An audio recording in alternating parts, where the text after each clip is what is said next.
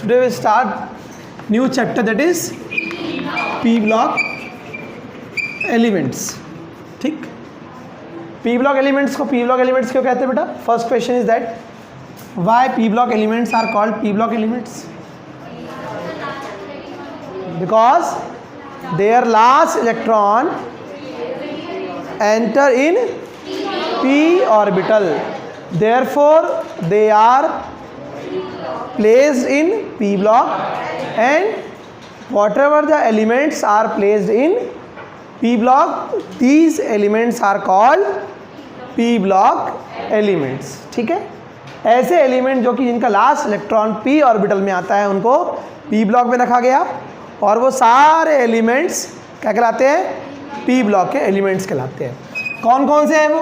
13, 14, 15, 16, 17 and 18 group. p block में how many groups are there? 6 groups are there. कहाँ से कहाँ तक के? 13 से 18. ठीक है, 13 वाला ग्रुप कौन सा बेटा? Boron, then carbon, then nitrogen, then oxygen, then fluorine, then neon, और इसके ऊपर में बात नहीं बेटा है ना. ठीक है, हीलियम.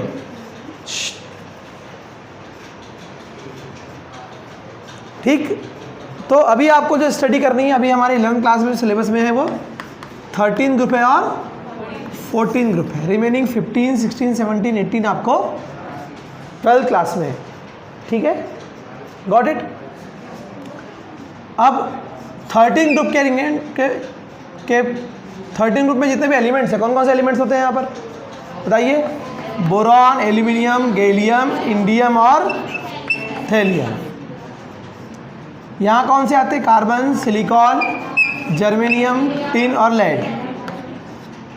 ठीक है, बॉयज लोग बेटा पीछे बात नहीं बता दे रहा हूँ मैं ना, आवाज़ बिल्कुल भी नहीं आना चाहिए.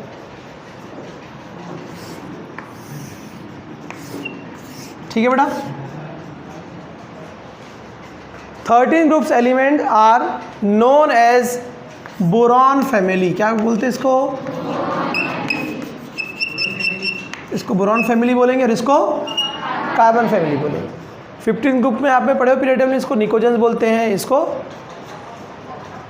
कैल्कोजेंस बोलते हैं, इसको हेलोजेंस बोलते हैं, इसको एरोजेंस बोलते हैं. इनका अलग से कोई नाम नहीं है.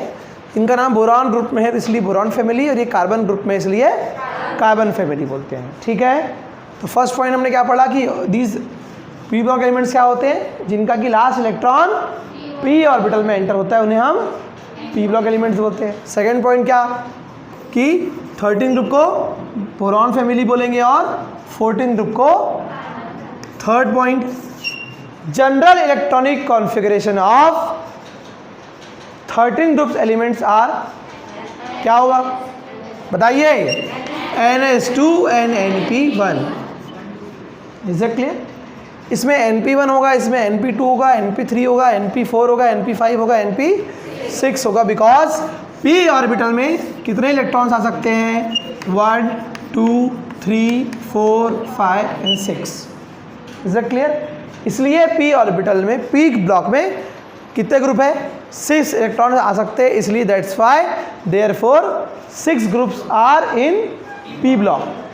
6 इलेक्ट्रॉन आ सकते हैं इसलिए p ब्लॉक एलिमेंट में 6 ग्रुप है. s ऑर्बिटल में 2 इलेक्ट्रॉन्स आ सकते थे इसलिए d में 10 इलेक्ट्रॉन्स आ सकते हैं इसलिए. ठीक है, 14 में f में 14 इलेक्ट्रॉन आ सकते हैं इसलिए 14 है. क्लियर है? Got it. चलिए, तो इनका अभी हम पढ़ेंगे. इनके आउट ऑफ मोस्ट में टोटल कितने इलेक्ट्रॉन हो गए? 2 + 1 3 इलेक्ट्रॉन है. तो अभी हम नेक्स्ट पॉइंट पढ़ेंगे कि इनका अगर ऑक्सीडेशन नंबर निकालना हो, जो आप पढ़ रहे हो रेडॉक्स में, तो अगर ये पूरे 3 इलेक्ट्रॉन दे देंगे तो +3 हो जाएगा. लेकिन टॉप टू बॉटम जाने पर ये ऑक्सीडेशन स्टेट कम होने लगता है, बिकॉज s ऑर्बिटल के इलेक्ट्रॉन बॉन्ड बनाने में टेक पार्ट नहीं करते हैं. और यहाँ से एक क्वेश्चन आता है जिसको हम बोलते हैं इनर्ट पेयर इफेक्ट. अभी पढ़ेंगे आगे जाके हम कि ऐसा +3 से +1 क्यों हो जाता है. तो हम पढ़ेंगे इनर्ट पेयर इफेक्ट. ठीक है, s ऑर्बिटल के जो इलेक्ट्रॉन्स होते हैं वो बॉन्ड बनाने में टेक पार्ट नहीं करते हैं. इस कारण से वो जो पेयर है एस ब्लॉक के एस ऑर्बिटल के एलिमेंट का वो इनर्ट है, इसलिए ये इनर्ट पेयर इफेक्ट शो करते हैं। एग्जाम में आपके क्वेश्चन आता है, वेरी इंपॉर्टेंट क्वेश्चन। ठीक, अगर हम इसमें फोर्थ पॉइंट देखेंगे तो क्या आएगा बेटा? फोर्थ पॉइंट, इनका जनरल इलेक्ट्रॉनिक कॉन्फ़िगरेशन हो गया, तो इनका क्या होगा? इनकी कोई ज़रूरत नहीं है, ये 12th में पढ़ेंगे, मीन्स 1 महीने बाद पढ़ेंगे। ठीक है, अप्रॉक्सीमेट आपकी क्लास स्टार्ट होगी तो आप 12th में पढ़ोगे सब। ठीक है, देन फोर्थ पॉइंट क्या होगा?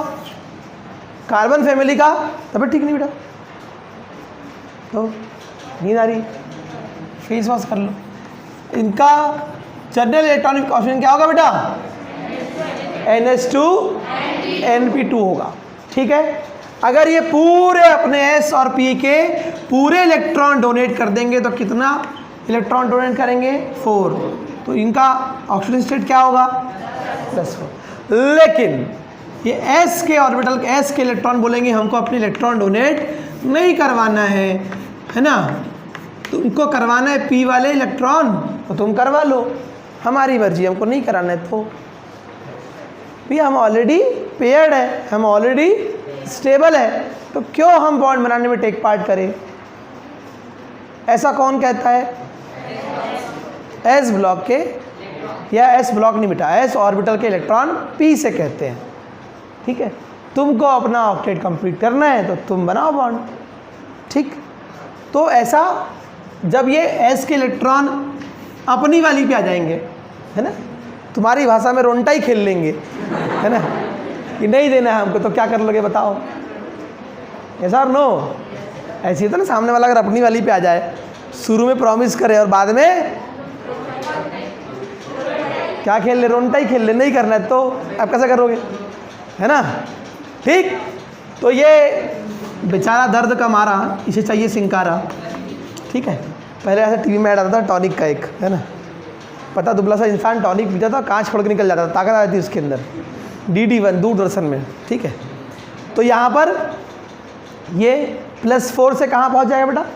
+2 में। तो ये S के इलेक्ट्रॉन जो है वो डोनेट नहीं करेगा। ठीक, अब नेक्स्ट पॉइंट, अभी पढ़ेंगे डिटेलमेंट के बारे में, और कि जनरल इंट्रोडक्शन बता रहा हूँ मैं आप लोगों को कि बोरॉन का नेचर, फिर वही बोरॉन और कार्बन का नेचर अपने ग्रुप के बाकी एलिमेंट से डिफरेंट होगा। इसी को हम कौन सी प्रॉपर्टी कहते हैं? एनॉमलस या एबनॉर्मल या डिफरेंट प्रॉपर्टी। उसके 4 रीजंस क्या है आपको सबको पता है? Smallest atomic size, therefore highest IP, highest electron, absence of. आपने देखियो ना, कार्बन एक ऐसा एलिमेंट है जिसके अंदर कैटिनेशन की प्रॉपर्टी है, बहुत लॉन्ग चैन बना सकता है, बहुत बड़े बड़े कंपाउंड आप ऑर्गेनिक केमिस्ट्री में पढ़ रहे हो, है ना, तो आपने देखा होगा कि सारे IUPAC नॉमेनक्लेचर में कितने सारे कंपाउंड बनते हैं, इससे बनते कि नहीं बनते हैं? वो सारे जितने भी कंपाउंड की बहुत लॉन्गेस्ट बड़ी बड़ी चैन, पॉलीथीन आप आपने सुना है ना, बहुत सारे एथीन के मॉलिक्यूल मिलकर के, एथीन में जब पॉलीमराइजेशन हो जाएगा उसका, बहुत सारे एथीन के मॉलिक्यूल जब जुड़ जाएंगे, अटैच हो जाएंगे, तो क्या बनेगा?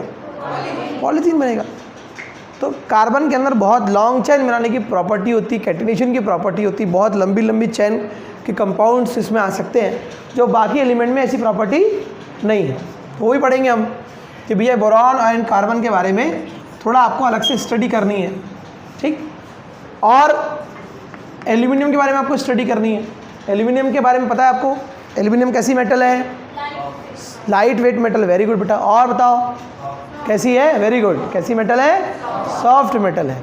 सॉफ्ट मेटल है इसलिए, मेटल तो है लेकिन सॉफ्ट मेटल है इसलिए इजीली वो मेल्ट भी हो जाएगी, easily melting point boiling point कम होगा, है ना। ठीक है। अच्छा, एक और प्रॉपर्टी एल्यूमिनियम की क्या है बताओ? हाँ, अच्छा, लाइट वेट में इसलिए क्या करेंगे इसका यूज़? ऐसी जगह पे करेंगे जहाँ पर हमको वेट, जैसे एरोप्लेन, अगर हम ज़्यादा वेट का एरोप्लेन बनाएंगे तो क्या होगा? ज़्यादा वेट का जहाज़ बनाएंगे पानी वाला। तो एक और यूनिक प्रॉपर्टी है एल्यूमिनियम में। अच्छा, नेचुरल अबंडेंस भी इसका बहुत अच्छा है, इसलिए एल्यूमिनियम के बर्तन जो मिलेंगे या एल्यूमिनियम मिलेगा तो आपको सस्ता मिलेगा। लोहे का भी नेचुरल अबंडेंस बहुत ज़्यादा है इसलिए वो सस्ता मिलता है। ये जो आप एल्यूमिनियम के जितने फ्रेम देख रहे हो यहाँ पर, विंडो में देख रहे हो, घरों में देखते हो आप लोग, मच्छर की जाली वाले में देख रहे हो, बर्तन में देख रहे हो, है ना। हमारे घर में मम्मी, आप लोग घर में मम्मी बताया करती होगी, ये बेटा ग्लास, ये चम्मच, ये कटोरी उस समय की है जब तुम, हाँ ठीक है, तो होगी आपके घर में, है कि नहीं है? हाँ, याद रहती निशानी। तो वो क्या है, अभी तक क्यों नहीं खराब हुए? क्योंकि एल्यूमिनियम में क्या नहीं होती है, रस्टिंग वाली प्रॉपर्टी नहीं होती है, ठीक है। इसलिए आज देखे होंगे आप लोग, मैक्सिमम जितने भी डोर्स है जो वॉशरूम में खासकर जनरली लगते हैं, या फिर ये विंडो मच्छर वाले जो डोर बनाए थे ना जाली वाले, या विंडो में आप देख रहे हो पैटर्न भी चलने लगा है। अब लोहे में क्या है, बहुत मेंटेन करना पड़ता है। लोहे में रस्टिंग होगी, प्राइमर लगाओ, पेंट लगाओ, सड़ जाएगा, ख़राब हो जाएगा, फिर उसको मेंटेन ही करते रहे। इसको एक बार लगाओ फुर्सत, ये LIC टाइप का है, ठीक है, ज़िंदगी के साथ भी, ठीक है। तो हमारे साथ भी काम आएगा आगे जनरेशन, हमारे बात तो पता नहीं लेकिन काम आएगा। चलिए, समझ में आया? तो एल्यूमिनियम की बहुत सारी यूनिक प्रॉपर्टी, कैसा बेटा, लाइट वेट भी है और ना सॉफ्ट भी है, चीप भी है, सस्ता भी है, एंटी रस्टिंग प्रॉपर्टी भी है, ऐसा अलॉय भी बनाता है। तो पढ़ेंगे हम डिटेल में हम कि बहुत सारे इसके अलॉय बनते हैं, और ठीक है, हाँ समझ गया तू क्यों हंसा। इनके बारे में थोड़ा बहुत देखेंगे, गैलियम के बारे में, और इंडियम थैलियम के बारे में उतना इंपॉर्टेंट नहीं है, इनके बारे में उतनी स्टडी नहीं करना है। ये दोनों मेन है। कार्बन यह सबसे मेन है। कार्बन के एलोट्रॉप्स के बारे में सब पढ़ चुके हो आप लोग। How many allotropes of carbon पढ़े हो आपने 10th क्लास में, बताओ। एलोट्रॉप्स डिफरेंट फिजिकल फॉर्म में प्रेजेंट होता है ना कार्बन। एलोट्रॉप्स की जनरली फिजिकल प्रॉपर्टी अलग होती है, केमिकल प्रॉपर्टी तो ऑलमोस्ट लगभग सेम होती है ना, ठीक। डायमंड, ग्रेफाइट और C60, जिसको हम और क्या बोलते हैं, बंग मिस्टर फुलरीन या बकीबॉल बोलते हैं उसको, 10th क्लास में था ना आप लोगों को, फुटबॉल जैसा। और 4th एलोट्रॉप जो है, जिसमें 2010 में आंद्रेजीम और उसके स्टूडेंट को नोबेल प्राइज़ मिला फिजिक्स में 4th एलोट्रॉप को डिस्कवर करने के लिए, दैट इज़ ग्रेफीन, ठीक है।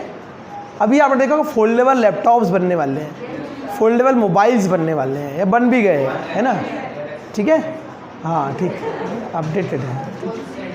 तो वो उस कॉन्सेप्ट में ग्रेफीन के कार्बन के 4th एलोट्रॉप को यूज़ किया जा रहा है, ठीक है।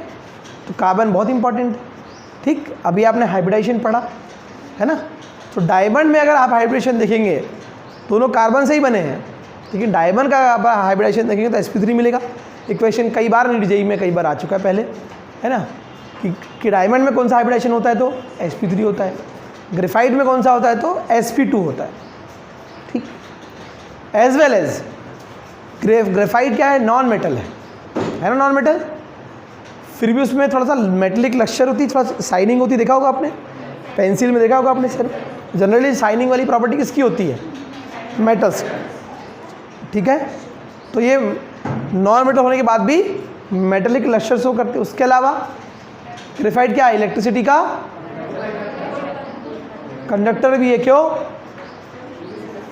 क्योंकि इसमें फ्री इलेक्ट्रॉन प्रेजेंट रहता है, ठीक। तो कार्बन को डिटेल में पढ़ना है। कार्बन के सारे कंपाउंड्स, कार्बन क्रिस्टलाइन फॉर्म में मिलता है और एमॉर्फस फॉर्म में मिलता है, ठीक है। तो कार्बन के बारे में जब हम पढ़ेंगे, डिटेल में पढ़ेंगे क्या कार्बन के फॉर्म कौन कौन से फॉर्म में प्रेजेंट है। कार्बन डायमंड के फॉर्म में भी प्रेजेंट, ग्रेफाइट के फॉर्म में भी है, C60 के फॉर्म में भी, ग्रेफीन के फॉर्म में भी, कोल के फॉर्म में भी, पेट्रोलियम वाले फॉर्म में भी। जितने ऑर्गेनिक कंपाउंड है सब में कार्बन है कि नहीं है, एल्कोहल हो, एल्डिहाइड हो, कार्बोक्सिलिक एसिड हो, एस्टर हो, ईथर हो, एमाइड हो, साइनाइड हो, ये सब नो, सब में आपको मिलेगा। कीटोन है, सब में आपको मिलेगा। कार्बोक्सिलिक एसिड है, एस्टर है, सब में मिलने वाला है आपको कार्बन, ठीक। तो बहुत सारे ऑर्गेनिक कंपाउंड बनाते हैं। लिविंग बीइंग और नॉन बीइंग के अंदर में जो कार्बन है उसकी बहुत ज़्यादा, जितने भी कंपाउंड हमारे बॉडी में आपको मिलेंगे मैक्सिमम कार्बन तो मिलेगा ही उसमें, चाहे प्रोटीन हो, चाहे कार्बोहाइड्रेट हो, ठीक है, चाहे विटामिन्स हो, चाहे प्रोटीन्स हो, चाहे हार्मोन्स हो, कार्बन से तो बनेंगे ही, ठीक। और बहुत सारे डिटेल में इसके बारे में पढ़ेंगे। चारकोल है, एनिमल चारकोल है, वुड चारकोल है, कोल है, सब कार्बन के कंपाउंड है, ठीक। और फिर थोड़ा बहुत सिलिकॉन के बारे में, अभी आपने देखा था ग्लास बनाने में यूज़ होता है इसका, है ना, ठीक। SiO2 क्ले, है ना, सैंड में भी SiO2, सिलिकॉन का ऑक्साइड, और जर्मेनियम का यूज़ मेटलॉइड है ना, मेटलॉइड को और क्या बोलते हैं, सेमी मेटल्स, क्योंकि इनमें कुछ प्रॉपर्टी मेटल्स की होती, थोड़ी बहुत प्रॉपर्टी नॉन मेटल्स की होती है। ठीक, तो इसका इलेक्ट्रॉनिक्स में बहुत यूज़ है ना, सेमीकंडक्टर बनाने में बहुत यूज़ होता है इसका। 12th में पढ़ोगे आप फिजिक्स में। टिन के बारे में सब जानते ही हो, है ना। ठीक, और ये क्या है, पहले जो, अगर आप अभी तो पेट्रोल में नहीं मिलता लेड, पहले जो पेट्रोलियम होता था, पेट्रोल मिलता था उसमें लेड मिक्स रहता था। लेड जो है वो एंटी नॉकिंग एजेंट का काम करता था, है ना। मतलब जो बहुत ज़्यादा गाड़ी से, अभी तो साइलेंसर यूज़ होते हैं, है ना। साइलेंसर अगर गाड़ी से निकाल दिया है तो आवाज़ बहुत ज़्यादा आती है। साइलेंसर का नाम ही साइलेंसर इसलिए है क्योंकि वो ठीक साइलेंट हो जा, नहीं तो मैं, हाँ, ऐसा पूरा मालूम रहेगा। हाँ बताओ तो अभी क्या मिलाते हैं, है ना, पहले TeL मिलाया करते थे, है ना। फुल फॉर्म बताओ, टेट्रा एथिल लेड, ठीक है। TeL, tetra ethyl lead. TEL पहले मिलाया जाता था पेट्रोल में as an anti knocking agent. Anti knocking agent मतलब आवाज़ को कम करने के लिए। नॉक नॉक नॉक, ये भी गाना मालूम होगा, सुने हो ना, नहीं, हाँ सब पता है। तो नॉकिंग, एंटी नॉकिंग एजेंट की तरह यूज़ होता था पहले टेट्रा एथिल लेड, लेकिन अब यूज़ नहीं होता क्योंकि ये लेड एटमॉस्फेयर में जाकर के हमारी जो फूड चेन है उसमें कहीं ना कहीं इन्वॉल्व हो करके हमें हार्म पहुंचा सकता था, पॉइजनस था हमारे लिए।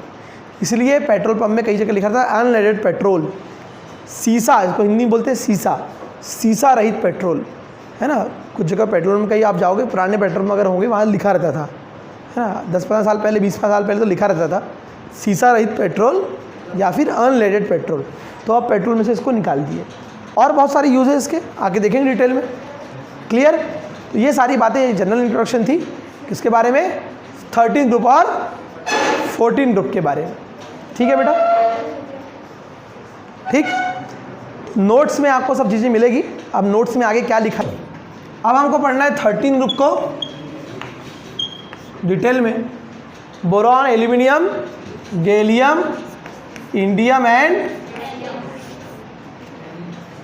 सब लोग अपने अपने हिसाब से याद कर सकते हो, है ना। ठीक,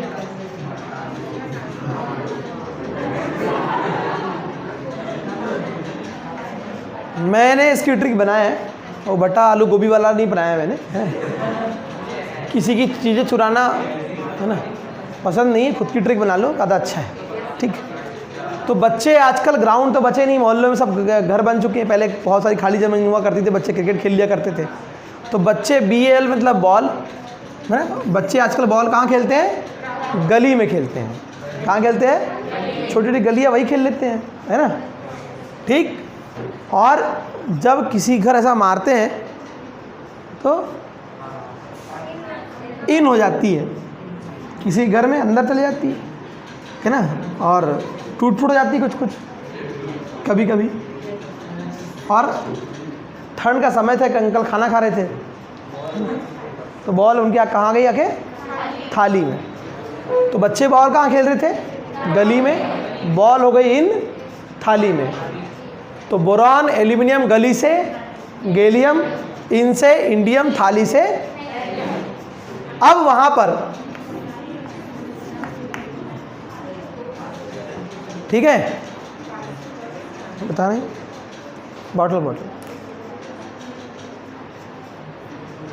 उस वहाँ पर उस खिड़की में क्या रखी हुई थी, हाँ, इसको कांच की होती, जनरली क्या बोलते हैं, सीसी, है ना, बोलते हैं, हाँ। ठीक, तो ये सी और सी, लेकिन तुम लोग को नहीं बोलना है, ठीक है। लेकिन वो जो सीसी थी वो इंडिया की होती तो कांच और प्लास्टिक की बनती जनरली, है ना। तो बॉल लगती तो गिर जाती, वो टूट जाती। लेकिन वो बॉटल कहाँ की थी, जर्मनी की थी। कहाँ की थी, तो कार्बन, सिलिकॉन, जर्मनी से जर्मेनियम, ठीक है। इंडिया की होती तो वो बॉटल कांच या प्लास्टिक की बनती, लेकिन वो बॉटल कहाँ की थी, इसलिए टिन और लेड की बनी हुई थी। क्लियर है? ठीक। अब वो बॉल आगे जाके लगेगी नाक पे, तो नाइट्रोजन फॉस्फोरस ऐसे लगे कि सब कुछ बिगड़ गया, आर्सेनिक और एंटीमनी बिगड़ गया, मतलब बिस्मथ। और वो गलती से टीचर थे, बच्चे उनके साइड से सब टीपने लगे, उनके साइड से टीपो, ऑक्सीजन, सल्फर, सेलेनियम, टेलोरियम और पोलोनियम। ऐसे काम दो बदमाश लड़के करते थे, एक का नाम फुल्लू था, एक का नाम कल्लू था, फ्लोरीन और क्लोरीन, है ना? ठीक है। और दोनों लड़के बुरे थे तो ब्रोमीन, और एक काम अच्छा करते थे, आयोडीन युक्त नमक खाते थे, तो आयोडीन, और एस के साथ खाते थे, बढ़िया, है ना, जैसे चने खाते हैं वैसा, तो एस्टेटिन। ठीक।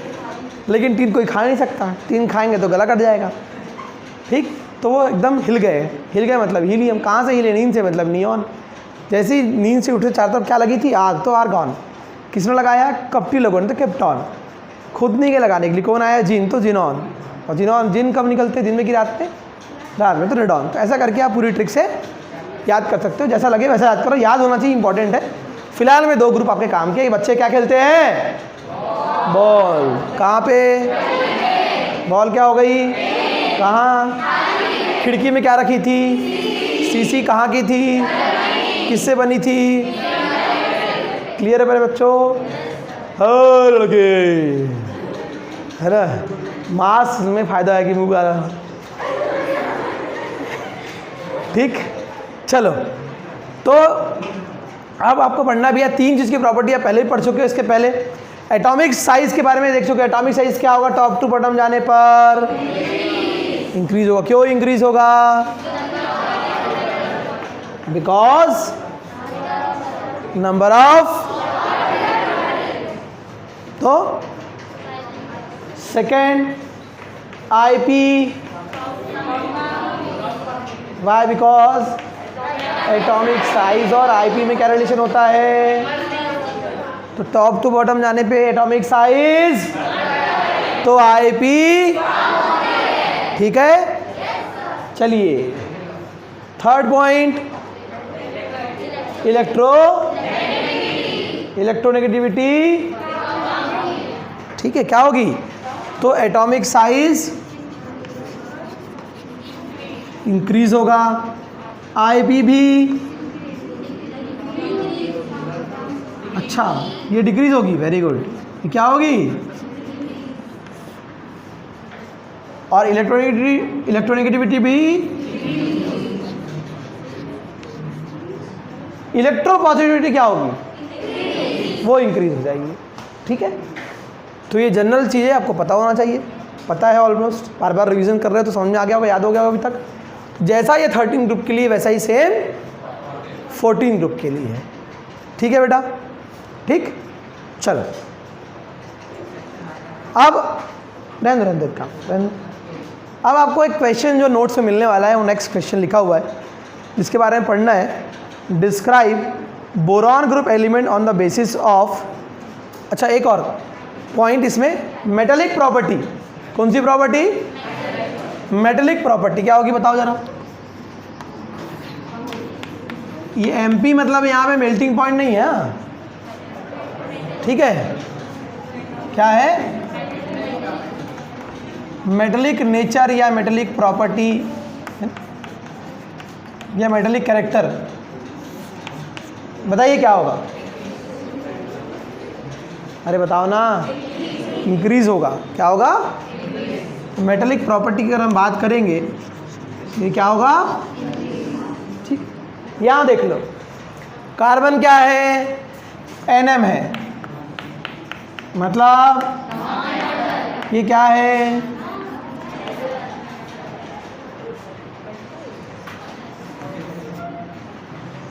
इन दोनों में ऑलमोस्ट कैसे कैरेक्टर रहते हैं, है ना? मेटलॉइड या सेमी मेटल्स। टिन और लेड कैसे हैं? कहाँ नॉन मेटल में? मास लगा रहे थे, कौन बोलते? मैंने नहीं बोली। हाँ, ठीक है। कार्बन क्या है? ये तो क्या देख रहे हो आप कि टॉप टू बॉटम आने पर क्यों बढ़ेगी? तो गद्दा वद्दा लेके आया कर घर से, खाद नींद मार लिया कर बढ़िया हैं। ठीक है बता, चल नींद भगा देते हैं। बता बेटा, मेटेलिक प्रॉपर्टी बढ़ेगी तो क्यों बढ़ेगी? अब नींद भाग जाएगी तो क्या बोले? नशे वैसे में तो नहीं है, क्या बोले? नींद का नशा गलत में समझा करो। अच्छा बता बेटा, क्या सर?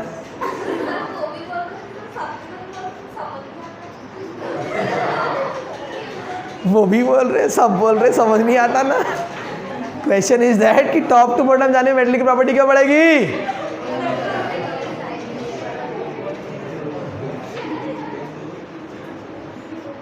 सहेलियों थोड़ा सा हेल्प मत करो, बता बेटा।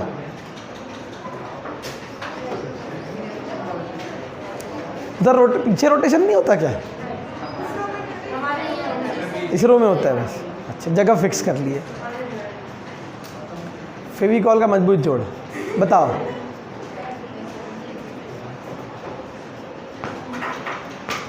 क्या रीजन है बेटा? Because metal. हाँ बताओ, देखो नींद आ रही क्या? हाँ खड़ो खड़ो सर, बताना। क्या बोल रहे? जो नहीं पता उसे पूछते। क्या बता दे मेरे को, उसी में से पूछता हूँ। बता, पोटेशियम परऑक्साइड का फार्मूला क्या होगा?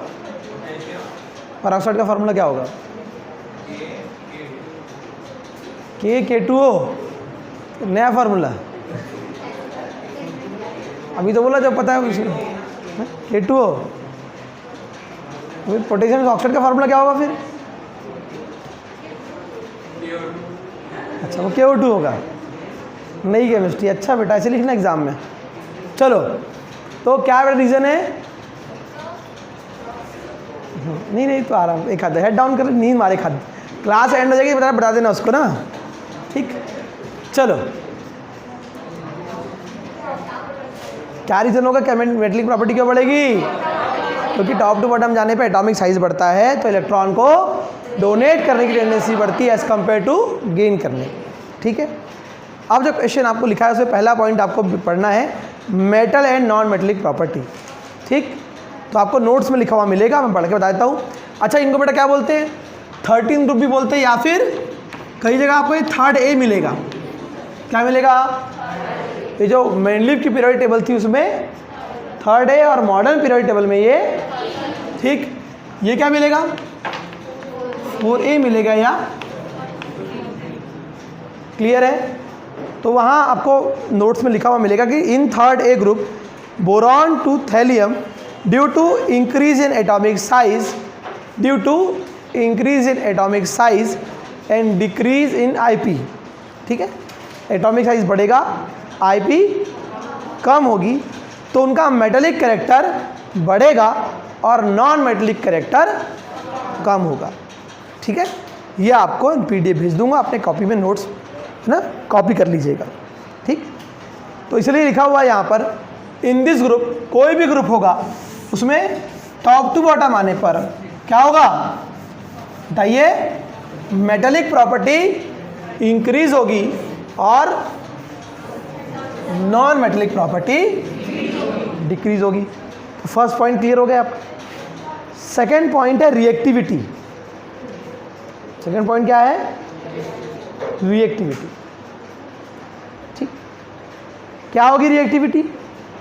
पढ़ चुके हो आप सुबह, है ना, शुरू में पढ़े हो। रिएक्टिविटी क्या होगा? टॉप टू बॉटम जाने पे क्या होगा बताइए? एटॉमिक साइज बढ़ेगा तो बॉन्ड लेंथ बढ़ेगी, बॉन्ड लेंथ बढ़ेगी तो बॉन्ड स्ट्रेंथ कम होगी, बॉन्ड स्ट्रेंथ कम होगी तो इजीली इलेक्ट्रॉन डोनेट कर देगा। ठीक है, इजीली बॉन्ड बना लेगा। ठीक,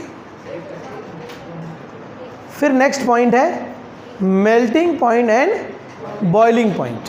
ठीक है, तो फर्स्ट पॉइंट आपको क्या पढ़ा आपने? Metallic and non metallic property. क्या होती है मेटेलिक प्रॉपर्टी? बताइए। टॉप टू बॉटम जाने पर बढ़ती है। और non metallic property, second point reactivity वाला पढ़ा आपने, ठीक। थर्ड पॉइंट है मेल्टिंग पॉइंट एंड, ठीक है। इसमें एक एक्सेप्शन है बेटा, गैलियम का, ठीक। जनरली आपको मालूम है कि सबसे छोटा एटॉमिक साइज किसका होता है? बोरॉन का, ठीक है। फर्स्ट एलिमेंट का होता है, तो सबसे छोटा साइज है मतलब उसका हार्डनेस ज़्यादा होगी, और जिसका हार्डनेस ज़्यादा है मतलब उसका मेल्टिंग पॉइंट, बॉइलिंग पॉइंट भी। तो ये होना ऐसा चाहिए था, बोरॉन से कम एल्यूमिनियम का, एल्यूमिनियम से कम गैलियम का, और उससे कम इंडियम का, और सबसे कम, लेकिन ये ऐसा नहीं होता, ठीक है। तो फिर कैसा होता है सर? तो boron, aluminium, then indium, then thallium, और सबसे कम होगा, एक्सेप्शन है, याद रखिएगा, ये नहीं होगा, ये होगा, ठीक। अब आपका अब है क्वेश्चन वाई, ऐसा क्यों होगा, ठीक। तो नोट्स में लिखा हुआ है, आपको मिलेगा वहाँ पर, मैं उसको समझा देता हूँ, आप नोट करेंगे वहाँ से। In boron group, boron to thallium due to increase atomic size, bond length increases, bond strength decreases, hence melting point, boiling point generally decreases, ठीक। तो जनरली क्या होना था? क्या बोल रहा है बेटा? कॉन्सेप्ट क्या है? एटॉमिक साइज क्या होता है?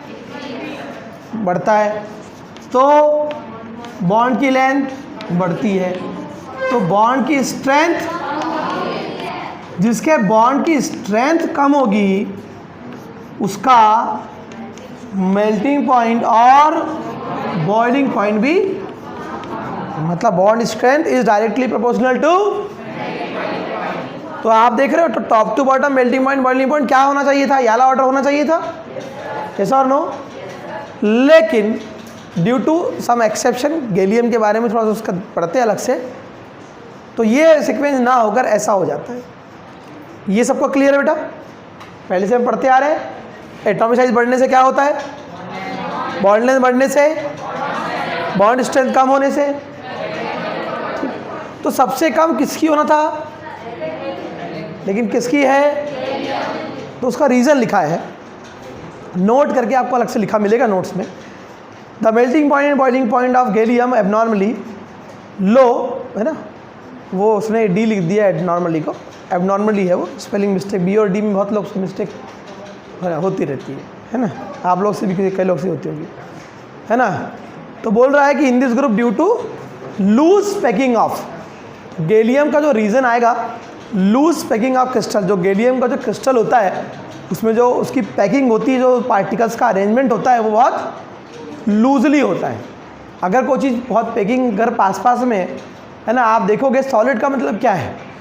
सॉलिड के पार्टिकल्स कैसे रहते हैं? बहुत पास पास रहते हैं, बहुत कंप्रेस्ड फॉर्म में रहते हैं, है ना, यस और नो?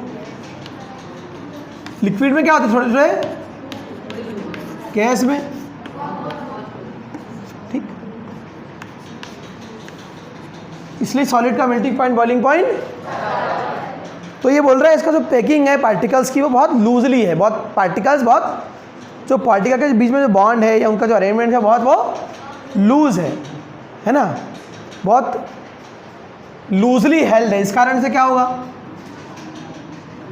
जो कोई चीज़ प्लास्टिक है, प्लास्टिक के पार्टिकल, प्लास्टिक क्यों सॉफ्ट है, क्यों टूट जाता है ना? आयरन उतने आसानी से क्यों नहीं टूट पाता? आयरन की स्ट्रेंथ ज़्यादा क्यों है?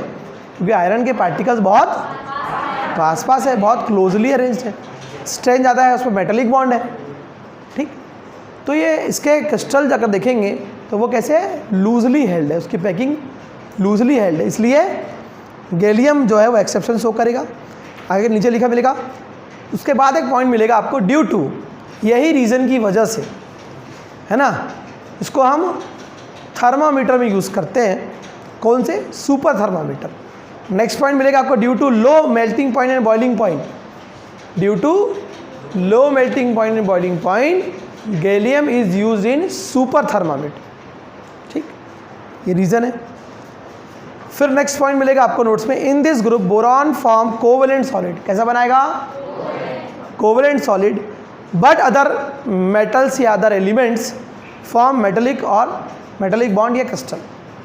तो ये आप जब एनॉमलस प्रॉपर्टी बोरॉन की लिखोगे तब ये वाला पॉइंट काम आएगा। कौन सा पॉइंट है ना, ये वाला, मतलब कौन सा वाला? बस ये पॉइंट समझ में आया बेटा? क्या बोल रहा है कि बोरॉन के कंपाउंड्स कैसे होते हैं? कहीं भी कुछ भी फिट करो, मतलब है गैलियम के क्रिस्टल लूजली पैक्ड होते हैं, लूजली है। बोरॉन कैसे कंपाउंड बनाएगा? कोवेलेंट बनाएगा, ठीक है। और बोरॉन को छोड़कर बाकी के, है ना, ठीक, जो है वो मेटेलिक क्रिस्टल बनाएगा, मेटेलिक बॉन्ड रहते हैं उनमें। ठीक, चलिए नेक्स्ट पॉइंट है रिएक्टिविटी ऑफ बोरॉन ग्रुप। मैंने बता दिया आपको रिएक्टिविटी क्या होगी, बेटा बताओ। रिएक्टिविटी ऑफ बोरॉन ग्रुप क्या होगी? टॉप टू बॉटम रिएक्टिविटी क्या होती है? बोरॉन ज़्यादा रिएक्टिविटी एल्यूमिनियम की, एल्यूमिनियम ज़्यादा रिएक्टिविटी गैलियम की, गैलियम ज़्यादा एक्टिविटी इंडियम की, और सबसे ज़्यादा। नेक्स्ट पॉइंट, थ्योरेटिकल चैप्टर है पूरा, आपको ऐसा एक बार पढ़ना है और याद करना है, बहुत ज़्यादा कॉन्सेप्ट और लॉजिक नहीं है इसमें। फिर है describe the oxidation number of boron group element, ये इंपॉर्टेंट क्वेश्चन है। ठीक, describe the oxidation number of boron group, है ना। बोरॉन ग्रुप का ऑक्सीडेशन नंबर वाला जो टॉपिक है, इसी में आएगा आपको इनर्ट पेयर इफेक्ट। ठीक है, वेरी इंपॉर्टेंट क्वेश्चन, 11th में भी आएगा काम, 12th में भी आएगा, आपके एग्जाम में भी आ सकता है। ठीक, जहाँ जहाँ मैं इंपॉर्टेंट बोल रहा हूँ उनको ध्यान से पढ़िएगा, बहुत काम के टॉपिक है ना। ठीक है, यहाँ से आपका पहला क्वेश्चन स्टार्ट हुआ था, और उसी क्वेश्चन के अंदर में एक जो पॉइंट है उसमें से क्वेश्चन आता है। नेक्स्ट जो आपने पहला क्वेश्चन पढ़ा उसमें कौन कौन सी प्रॉपर्टी आपके पास लिखी रहेगी? पहली प्रॉपर्टी बता दी आपको, metallic non property, non metallic, second reactivity, third melting point and, और फोर्थ प्रॉपर्टी है ऑक्सीडेशन स्टेट, और फिफ्थ है डेंसिटी। फोर्थ टॉपिक के अंदर से फिर एक नया क्वेश्चन बनता है ऑक्सीडेशन नंबर से कि what is inert pair effect. Inert pair effect क्या है? ठीक है, देखो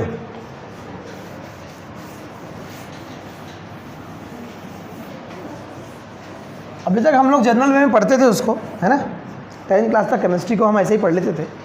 अब हमको उसको डिटेल में पढ़ना है कि बोरॉन ग्रुप का अगर हम ऑक्सीडेशन नंबर देखेंगे, बोरॉन इस पूरे ग्रुप में, तो +3 +3 +3, ठीक है। तो आपको ये नोट्स में सब लिखा रहेगा, मिलेगा ऐसा ना, यहाँ कौन ज़्यादा स्टेबल है, कौन कम स्टेबल है, सब लिखा है, आपको नोट करना है, इसको समझ लो अच्छे से कि किसकी स्टेबिलिटी ज़्यादा है, किसकी कम है। ठीक, तो ये +3 ऑक्सीजन स्टेट में बोरॉन, एल्यूमिनियम और गैलियम, ठीक है, ये क्या है, ज़्यादा स्टेबल रहेंगे। क्या रहेंगे? ये शुरू के 3 एलिमेंट +3 ऑक्सीजन स्टेट में स्टेबल रहेंगे, नीचे वाले एलिमेंट जो है वो +3 ऑक्सीजन स्टेट में स्टेबल नहीं मिलेंगे आपको। ये तो नहीं मिलेगा, ये मिल भी जाएगा, ये नहीं मिलेगा। ठीक,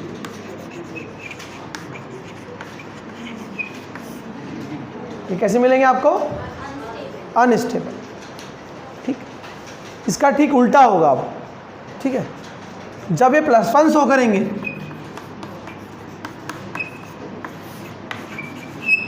तो ये वाले अनस्टेबल हो जाएंगे, और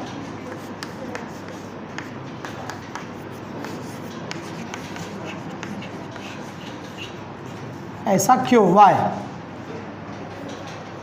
ठीक है, तो एग्ज़ाम में ऐसा आपको क्वेश्चन आएगा, है ना, कि ऐसा पहली बात तो +3 से +1 क्यों हो गया। पहले तो उसको समझना है, ठीक है। तो यहाँ सब लिखा हुआ है नोट्स में, आपको पढ़ के बता दे रहा हूँ ताकि आप लिखो तो आपको पढ़ते समय दिक्कत ना आ जाए। नेगेटिव ऑक्सीडेशन नंबर भी शो करेंगे अगर इलेक्ट्रॉन ले लेंगे, है ना। अगर कोई इससे लेस इलेक्ट्रोनेगेटिव एलिमेंट आ गया तो ये उनसे इलेक्ट्रॉन ले लेंगे और बॉन्ड बना करके अपने पर इलेक्ट्रॉन चार्ज इनके ऊपर आ जाएगा, नेगेटिव चार्ज, ठीक। लेकिन जनरली ऐसा बहुत कम होता है, नहीं कि बराबर। मैक्सिमम ये इलेक्ट्रॉन डोनेट करते हैं। जब इनसे ज़्यादा इलेक्ट्रोनेगेटिव एलिमेंट यदि कोई आ गया तो सिंपल सी बात पढ़े हो आपने। ये मान लो इनको मैं कोई एलिमेंट मान लेता हूँ, ठीक है, और यहाँ कोई एलिमेंट x यहाँ आ गया, इनको मैंने E लिख दिया पूरे 13 ग्रुप को, और यदि ये ज़्यादा इलेक्ट्रोनेगेटिव है तो क्या होगा, इन पर क्या चार्ज आएगा। इसका ठीक उल्टा, अगर ये जो x कोई एलिमेंट है अगर वो ज़्यादा इलेक्ट्रोनेगेटिव है तो इस पर क्या आएगा। अब दो कंडीशन है, +3 भी आ सकता है और +1 भी आ सकता है, ठीक। अब इस पर नेगेटिव चार्ज आएगा, इस पर पॉजिटिव आएगा, क्लियर। तो ये वाली कंडीशन में से यहाँ से क्वेश्चन आता है कि what is inert pair effect, ऐसा क्यों हो गया, ये +3 से +1 कैसे बन गया, ठीक। कैसे होगा बताओ, रिडॉक्स में आ जाओ थोड़ा सा। +3 से +1 कैसे होगा बताइए, क्या करेगा। मान लीजिए एल्यूमिनियम क्या है बेटा, +3। एल्यूमिनियम +3 से +1 कब होगा, जब ये 2 इलेक्ट्रॉन क्या कर लेगा, रिलीज करेगा, गेन करेगा, रिलीज करेगा। रिलीज करेगा तो +5 हो जाएगा, +5 तो हो ही नहीं सकता। अरे इलेक्ट्रॉन गेन करेगा ना, 2 माइनस चार्ज को गेन कर रहा है, तब तो प्लस चार्ज कम हो रहा है। बेसिक मैथमेटिकल फंडा लगाओ वहाँ पर, केमिस्ट्री भूल जाओ 2 मिनट के लिए, समझ में आया। तो इलेक्ट्रॉन गेन कर रहा है मतलब क्या हो रहा है इनका, अरे बोलो ना, रिडक्शन हो रहा है। लेकिन जिनसे गेन करेंगे उनसे इलेक्ट्रॉन निकलेगा, तो लॉस ऑफ इलेक्ट्रॉन ऑक्सीडेशन, तो उनका ऑक्सीडेशन होगा, ठीक है। इसलिए बहुत अच्छे ऑक्सीडाइजिंग एजेंट भी है, ऑक्सीडाइज़र या ऑक्सीडेंट है, क्लियर, ठीक है बेटा। तो ऐसा का कारण क्या है कि ऐसा क्या कारण है, ऐसा क्या रीज़न है कि ये +3 से +1 में आ जाते हैं, है ना। तो आपने देखा इनका जनरल इलेक्ट्रॉनिक कॉन्फिगरेशन क्या था बताओ, NH2 NP1। s ऑर्बिटल में कितने इलेक्ट्रॉन थे, p में कितने हैं 1, ठीक है, क्लियर। तो जैसे ही हम टॉप टू बॉटम आते हैं क्या होता है, एटॉमिक साइज, इसको समझ जाओ, ये छोटा बच्चा है, दादाजी है, दोनों को अपन एक ऑफर देते हैं चॉकलेट का, ठीक है। क्या होगा, छोटा बच्चा दौड़ के आ जाएगा, ऐसा और नो, आपको कोई बात मान भी लेगा, भैया बेटा वो काम कर दे, एक काम का कॉपी दे दे, है ना, मैं तेरे को चॉकलेट दूंगी या दूंगा, ऐसा और नो, ऐसे ही करते हैं अपन लोग, वो मान लेता है। दादाजी को बोलेंगे हाँ तू ही खा ले बेटा, बहुत खाया, दांत नहीं बचे, या तो दांत नहीं बचे या इच्छा नहीं बची, ठीक है, ऐसा और नो। तो क्या होता है, टॉप टू बॉटम जाने पर इनकी रिएक्टिविटी में क्या होता है, s ऑर्बिटल के जो इलेक्ट्रॉन होते हैं वो बॉन्ड बनाने में टेक पार्ट नहीं करते। तो ये जो पेयर है ये बॉन्ड बनाने में टेक पार्ट नहीं किया, मतलब कैसा है, कैसा है, इनर्ट है। और किस फॉर्म में है, सिंगल है कि पेयर्ड है। तो इसका इफेक्ट क्या हुआ, अरे इफेक्ट क्या हुआ, एस ब्लॉक इलेक्ट्रॉन डोनेट नहीं करेंगे मतलब क्या करेंगे, एस के भी कर रहे थे, पी के भी कर रहे थे, तब ऑक्सीडेशन नंबर क्या था, +3 था। अब एस के नहीं करेंगे तो ठीक, क्यों नहीं करेंगे, क्योंकि एस बोलता है भाई मेरे को 2 इलेक्ट्रॉन होने चाहिए, मैं किसी से यदि बॉन्ड करके पेयरिंग करूंगा भी, शेयरिंग करूंगा भी, तो कितने होंगे, 2 ही होंगे, तो मेरे पास तो ऑलरेडी 2 है ना, तो मैं क्यों बॉन्ड बनाऊंगा, मेरा क्या फ़ायदा, कोई फ़ायदा नहीं है, मत बनाओ।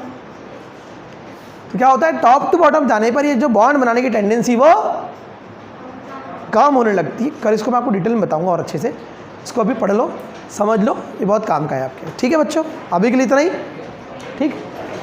इंपॉर्टेंट क्वेश्चन है, एग्जाम भी काम आएगा, 12th में भी काम आएगा।